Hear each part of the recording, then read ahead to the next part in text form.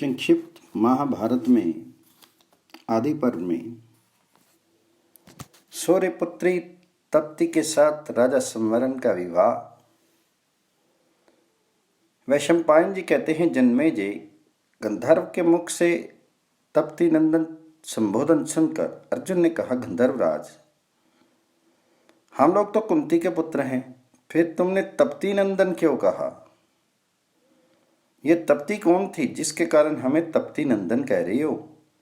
तो गंधर्वराज ने कहा, अर्जुन, आकाश में सर्वश्रेष्ठ ज्योति है भगवान सूर्य। इनकी प्रभा स्वर्ग तक परिव्याप्त है। इनकी पुत्री का नाम था तप्ती। वह भी इनके जैसे ही ज्योतिष्मती थी। वह सावित्री की छोटी बहन थी तथा अपनी तपस्या के कारण तीनों लोकों में तप्ती नाम से विख्यात थी। वैसी रूपवती कन्या देवता, असुर, अप्सरा, यक्ष आदि किसी की भी नहीं थी। उन दिनों उनके समान योग्य कोई भी पुरुष नहीं था जिसके साथ भगवान सूर्य उनका विवाह करें। इसके लिए वे सदा चिंतित रहा करते थे। उन्हीं दिनों पुरुवंश में राजा ऋक्ष के पुत्र संवरण बड़े ही बलवान एवं भगवान सूर्य के सच्चे भक्त थे। वे प्रतिदिन सूर्योदय के समय अर्घ्य, पाद्य, पुष्प, उपहार, सुगंध आदि से पवित्रता के साथ उनकी पूजा करते। नियम, उपवास, तपस्या से उन्हें संतुष्ट करते और अहंकार के बिना भक्ति भाव से उनकी पूजा करते। सूर्य के मन में धीरे धीरे ये बात आने लगी कि ये मेरी पुत्री के योग्य पति होंगे। बात थी भी ऐसी ही जैसे आकाश में सबके पूज्य और प्रकाशमान सूर्य हैं, वैसे ही पृथ्वी में संवरण थे। एक दिन की बात है, संवरण घोड़े पर बैठकर पर्वत की तराइयों और जंगल में शिकार खेल रहे थे। भूख प्यास से व्याकुल होकर उनका श्रेष्ठ घोड़ा मर गया। वे पैदल ही चलने लगे। उस समय उनकी दृष्टि एक सुंदर कन्या पर पड़ी। एकांत में अकेली कन्या को देखकर वे एकटक उनकी ओर निहारने लगे। उन्हें ऐसा जान पड़ा मानो सूर्य की प्रभा ही पृथ्वी पर उतर आई हो। वे सोचने लगे कि ऐसा सुंदर रूप तो मैंने जीवन में कभी नहीं देखा। राजा की आंखें और मन उसी में कट गए। वे सब कुछ भूल गए, हिलडुल तक नहीं सके। चेत होने पर उन्होंने यही निश्चय किया कि ब्रह्मा ने त्रिलोकी का रूप सौंदर्य मत कर इस मधुर मूर्ति का आविष्कार किया होगा। उन्होंने कहा, सुंदरी, तुम किसकी पुत्री हो? तुम्हारा क्या नाम है? इस निर्जन जंगल में किस उद्देश्य से विचर रही हो? तुम्हारे शीर की अनुपम छवि से आभूषण भी चमक उठे हैं। त्रिलोकी में ऐसी सुंदरी और कोई नहीं होगी। तुम्हारे लिए मेरा मन अत्यंत चंचल और लालायित हो रहा है। राजा की बात सुनकर मैं कुछ नहीं बोली। बादल में बिजली की तरह तत्क्षण अंतर्ध्यान हो गई।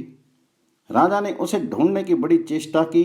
अंत में असफल होने पर विलाप करते करते वह निश्चेष्ट हो गई। राजा संवरण को बेहोश और धरती पर पड़ा देखकर तप्ती फिर वहां आई और मिठास भरी वाणी में बोली, राजन, उठिए उठिए। आप जैसे सत्पुरुष को चेत होकर धरती पर नहीं लौटना चाहिए। अमृत घोली बोली सुनकर संवरण उठ के उन्होंने कहा, सुंदरी, मेरे प्राण तुम्हारे हाथ हैं। मैं तुम्हारे बिना जी नहीं सकता। तुम मुझ पर दया करो और मुझ सेवक को मत छोड़ो।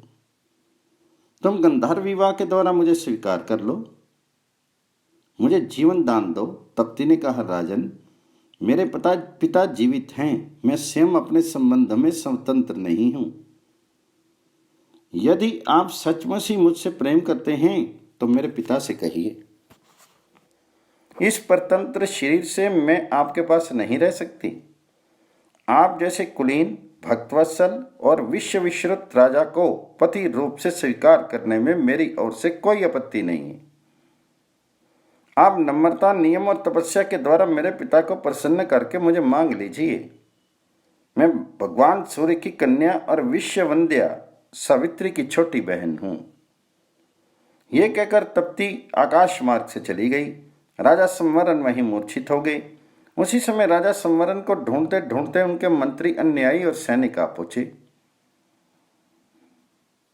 उन्होंने राजा को जगाया और अनेक उपायों से चैन में लाने की चेष्टा की। होश में आने पर उन्होंने सबको लुटा दिया।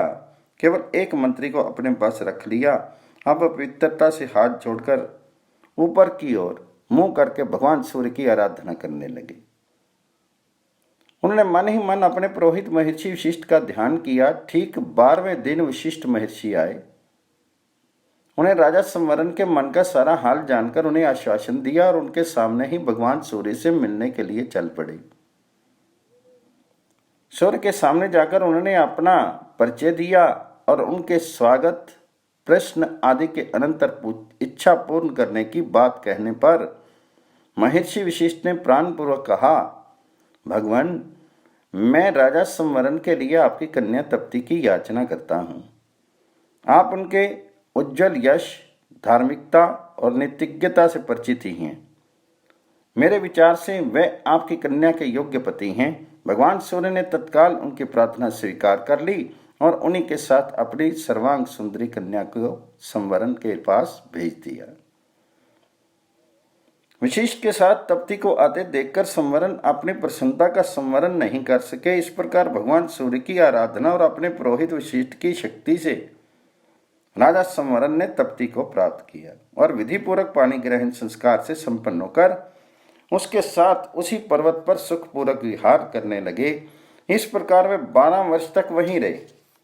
राजकाज मंत्री पर रहा।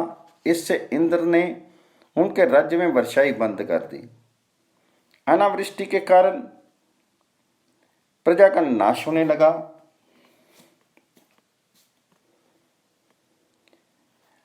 ओस तक नहीं पड़ने के कारण अन्न की पैदावार सर्वथा बंद हो गई। प्रजा मर्यादा तोड़कर एक दूसरे को लूटने पीटने लगी। तब विशिष्ट मुनि ने अपनी तपस्या के प्रभाव से वहां वर्षा करवाई और तप्ती संवरण को राजधानी में ले आए। इंद्र पूर्वत वर्षा करने लगे। पैदावार शुरू हो गई। राज दंपति ने सहस्त्रों वर्ष तक सुख भोग किया। गंधर्वराज कहते हैं, अर्जुन, वही सूर्य कन्या तप्ती आपके पूर्व पुरुष राजा संवरण की पत्नी थी। इन्हीं तप्ती के गर्भ से राजा कुरु का जन्म हुआ, जिनसे कुरुवंश चला। उन्हीं के संबंध से मैंने आपको तप्ती नंदन कहा है।